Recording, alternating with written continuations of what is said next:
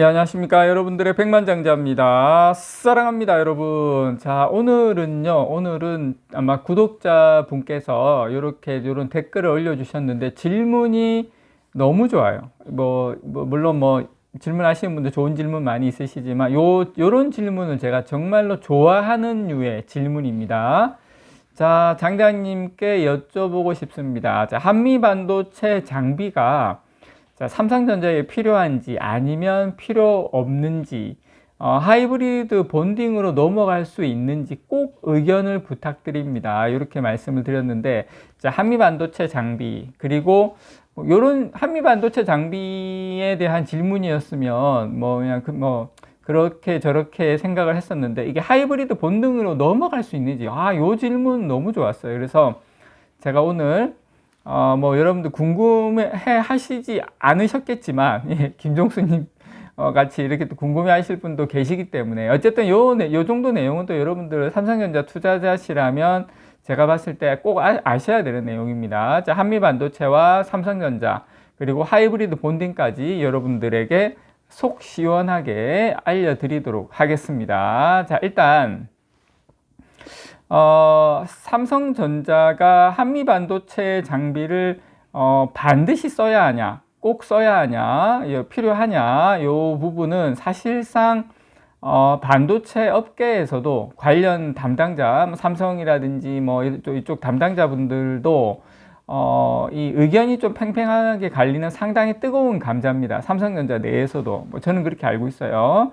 근데 결론부터 말씀을 드리면, 하이브리드 본딩은 조금 다른 이야기이긴 합니다만, 지금 현재 전체적으로는 삼성전자 입장에서, 기술적으로는 상당히 매우 매력적이다. 한미 반도체가 기술적으로는 매우 매력적이지만, 전략적, 그리고 역사적 관계 때문에, 삼성은 최대한 자생을 시도 중이다. 요렇게 아마 요약할 수 있을 것 같아요. 요렇게 제가 생각할 때 그렇습니다. 요렇게 요약을 드리고 싶고, 자, 이게 상황을 제가 조금 알기 쉽게 정리를 여러분께 한번 해드리도록 하겠습니다. 자, 일단, 삼성전자 입장에서는 일단 한미 반도체 장비가 탐나요. 솔직하게 담당자들 입장에서는 한미 반도체 장비를 쓰고 싶어 합니다. 탐나기도 하고, 현재 HBM 그 생산에서 가장 중요한 것은 뭐냐면, D램을 수직으로 쌓는 기술입니다. 이때 이제 사용하는 장비가, TC 본도죠. TC 본도인데, 한미 반도체는 이 분야에서 전 세계 그 점유율이 거의 70%입니다. 1등이죠, 1등. 압도적인 1등이죠. 그만큼 성능이 잘 나온다는 거죠. 그래서 SK 하이닉스가 HBM 시장을 선점할 수 있었던 비결 중에 하나가 한미 반도체 장비를 사용해서 생산 효율을 뽑아냈죠. 높은 그 수율을 뽑아낸 덕분이다라고 다 아시는 것처럼 그렇게 말씀드릴 수 있고, HBM4 대응 능력도 2026년 주류가 될 HBM4 요거 16단 이상으로 이제 높게 이제 쌓아야 되는데, 한미 반도체 같은 경우에는 이미 이에 최적화된 차세대 장비 TC본도 4를 이미 출시하면서 기술력을 과시하고 있습니다. 그래서 삼성전자 지금 HBM4 12단인데 16단까지 모르겠습니다. 한미 반도체 도움을 좀 같이 이렇게 협력으로 갈지, 삼성전자 자력으로 아마 가려고는 할 거예요. 갈지, 그 부분도, 어쨌든 저는 개인적으로 좀, HBM4 16단은 관전 포인트다. 근데 이제, 질문자님께서 하이브리드 본딩을 말씀하셨는데, 하이브리드 본딩 같은 경우에는 HBM4 E부터입니다. 그것도 제가 말씀을 드릴게요. 자, 그러면 삼성이 한미 반도체에 대해서 상당히 매력적으로 느끼지만 삼성전자가 주저하는 이유가 있습니다. 일단 첫째가 전략적으로, 그리고 역사적으로. 삼성전자가 선뜻 이 한미 반도체 장비를 사지 않는 데는 좀 복합적인 배경이 있습니다. 일단 전략적인 이유는 뭐냐면, 자회사에 세메스가 있습니다. 세메스라는 자회사가 있는데, 일단 삼성은 자체 장비 계열사인 세메스를 상당히 키우고 싶어요. 상당히. 그래서 굳이 남의 장비, 어떻게 보면 SK의 핵심 파트너 장비를 쓰기보다는 내부 기술력을 높여서 독자 생태계를 구축하는 것이 오히려 장기적으로 더 유리하다고 삼성에서는 판단을 하고 있는 것 같아요. 왜냐?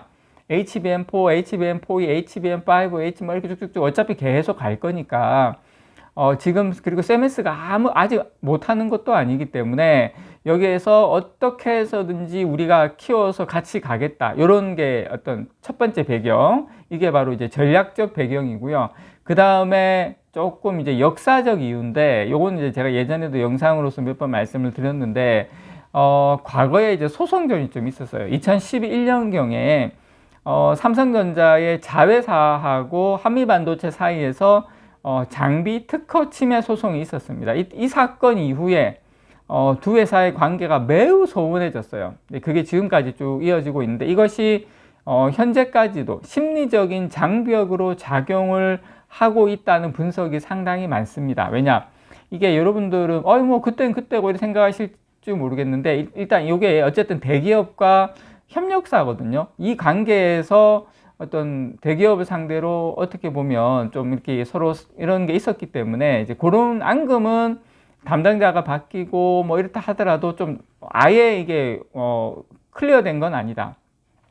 자, 그리고 이것도 추가로 하나 더 드리자면, 일단 공정 방식의 차이도 좀 있습니다. 삼성은 그동안 TC-NCF라는 방식을 고수해 왔어요. 요건 일본의 신카와 이런 장비에 최적화되어 있습니다. 그래서 한미반도체 장비로 이제 바꾸려고 하면 이 공정 전체를 손봐야 할 수도 있습니다. 이런 여러 가지 그런 복합적인 그런 리스크가 삼성전자 입장에서는 존재한다. 그렇게 여러분께 말씀을 좀 드리고 싶고, 지금 현재 상황을 좀 말씀을 드리면, 일단 삼성은 주로 세메스하고 일본의 신카와 장비를 사용 중에 있습니다. 물론 최근에 이제 HBM4 양산을 앞두고요, 삼성전자하고 한미반도체와 기술 교류를 하거나 샘플 그리고 장비를 검토 중이다라는 소식이 꾸준히 들려오고는 있습니다. 아예 그냥 너하고 우리하고 남남이야, 그건 아니에요. 어떤 형태로든 두 회사가 교류는 하고 있다. 이건 확실한 것 같습니다. 그것까지 말씀을 좀 드리고 싶고, 지금 다른 뭐 JP모건이나 일부 이제 투자은행 같은 거 보고서나 리포트도 조금씩 나오잖아요. 나오면 요 HBM 관련해서는 한미반도체 이야기가 간간히 나옵니다. 그래서 이렇게 그런 내용을 보면 어떤 게 주류냐면, 일단 삼성의 자회사 의존도를 볼 때 실제 도입 가능성은 좀 낮다. 한미반도체 좀 낮게 보고 있지만, 그렇다고 해서 HBM 수율 확보가 만약에 삼성전자 입장에서 급해지고 SK하이닉스에 또 뒤처지거나, 좀 한마디로 말해서 삼성이 똥줄이 타면 결국 1등 장비를 쓸 수밖에 없다. 그렇게 예상은 하고 있다. 라는 거 일단 여러분께 말씀을 좀 드리고 싶습니다. 그래서 삼성전자에게 한미반도체는 사실 좀 어떻게 보면 좀 계륵과 같은 존재인데, 그리고 한미반도체 장비는 어떤 자존심을 굽히고서라도 수율을 잡기 위해 잡아야 할, 어떻게 보면 마지막 카드에 가깝다. 이게 좀 표현이 적절할지 모르겠는데, 그러니까 마지막 카드다. 마지막 카드, 한미반도체는. 그래서 만약에 삼성전자가 독자 기술로, 지금 이제 HBM4는 어느 정도 독자 기술로 어느 정도 지금 뽑고 있거든요. 그래서 한미반도체 없이 HBM4까지는 저는 간다고 봅니다. 16단은 제가 사실 관심 있게 보고 있는 부분이고요. 12단까지는 일단 한미반도체 없이 갔고, 만약에 수율 문제로 엔비디아나 이제 고객사 공급에 차질이 생긴다면 갑자기라도 전격적으로 도입할 가능성은 충분히 열려 있다. 그 부분은 말씀을 좀 드리고 싶고, 일단 한미반도체하고 삼성전자의 관계는 과거의 어떤 경쟁과 갈등에서 지금은 좀 미래를 위한 전략적 협력 가능성, 요런 쪽으로 이제 급격히 변하고 있는 국면은 확실하게 맞다. 그거는 확실한 것 같고요. 특히 이제 하이브리드 본딩 질문을 하셨는데, 이제 그 부분 좀 말씀을 드리면, 일단 하이브리드 본딩은 두 회사의 관계를 다시 있는 결정적인 저는 열쇠가 될 것이라고 생각합니다. 제 개인적인 생각을 말씀을 좀 드리면, 일단은요, 하이브리드 본딩은 차세대 생산의 핵심 기술이죠. 이제 이게 이제 어떻게 보면 본 기술이라고 할 수가 있습니다. HBM4E부터 이제 하게 되는데, 일단 기존 방식이 기존 HBM4까지는 기존 방식이 미세한 납구슬, 그 범프라 그러는데, 이걸 이용해 가지고 칩을 이제 쌓았다면, 하이브리드 본딩은 이 구리와 구리를 직접 붙여 가지고 그 다이렉트 본딩이죠. 칩 사이에 이제 간격을 없앱니다. 그래서 장점은 뭐 데이터 전송 속도 향상되고 전력 효율 극대화되고 두께도 엄청나게 감소되고, 두께 감소된다라는 것은 더 많이 쌓을 수 있다라는 거죠. 이건 이제 7세대 HBM4E 아마 16단 정도 되지 않을까 생각을 하는데, 하이브리드 본딩으로 가면 바로 이제 16단입니다. 근데 요때가 되면 하이브리드 본딩은 일단 기술 난이도가 매우 높아요. 삼성전자 입장에서는 리스크 분산을 위해서라도, 개인적인 생각입니다, 삼성전자가 리스크 분산을 위해서라도 한미 반도체 장비를 채택할 가능성이 상당히 높다라고 저는 생각을 합니다. 그리고 요 이야기는 제뿐만 아니라 반도체 쪽에 있는 그런 나름 이제 좀 생각하시는 분들이 좀 있다라고 말씀을 좀 드리고 싶고, 왜냐하면 한미 반도체가 이미 지금 한 300억 정도 들여가지고요, 투자를 해서 하이브리드 본도 전용 공장, 이게 지금 7공장이거든요. 한미 반도체.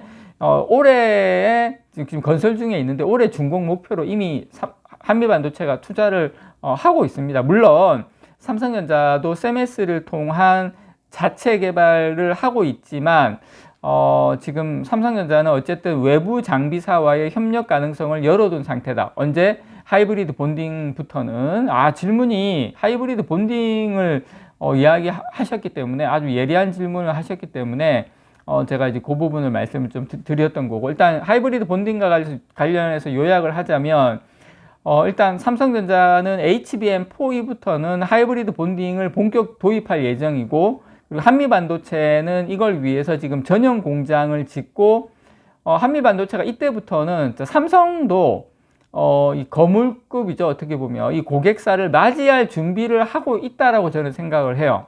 그래서 두 회사가 손을 잡는다면 삼성은 아마 HBM 시장 주도권을 완전히 탈환을 하고, 또 한미 반도체 입장에서는 고객사 다변화 뭐 이런 것도 될 수가 있겠죠. 그래서 삼성이 아마 하이브리드 본딩으로 넘어가면서는 세메스로만 갈지 아니면 한미 반도체도 같이 갈지, 아마 이 부분에 대해서 심각하게 저는 고민하지 않을까 개인적으로 생각을 합니다. 그 전부터 이제 준비를 좀 하겠죠. 그래서 한미 반도체와 삼성, 그리고 하이브리드 본딩까지 제가 우리 김종수 우리 구독자님을 위해서, 물론 뭐 여러분들 모든 분들을 위한 거지만 준비해 봤습니다. 이상 여러분들의 백만장자였습니다. 사랑합니다, 여러분.